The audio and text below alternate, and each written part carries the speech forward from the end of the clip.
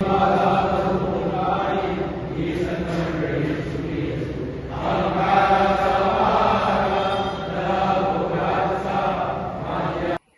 देवस्थानाच्या वतीचे सगळ्यांचे मनपूर्वक स्वागत करत पत्रकारांचे मी खास करून अभिषेक आहे.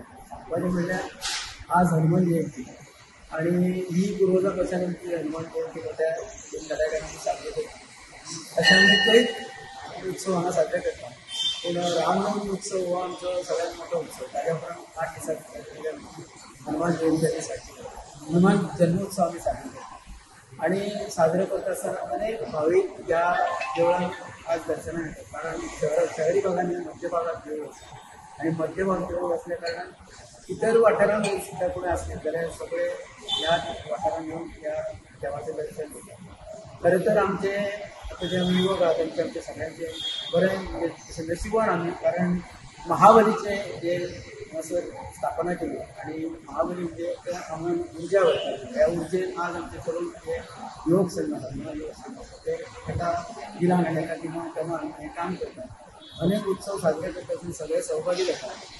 काही वर्सां पयलीं आमी आतां रामनवमीच्या उत्सवान आमी महाभोजनाचो सुद्धा आता कार्यक्रम आयोजीत केल्लो आसा आणि हनुमान जयंती ही हनुमान जन्मोत्सव वर्साक आमी आज हो सकाळी 6 सुमार देवाचो जन्म हांगासर करतात आणि त्या उपरांत सकाळ आमी भजन सुरवात करून देवाचें गुणगान तशें पाळणो म्हणून देवाक आमी पाळणो उलयतात.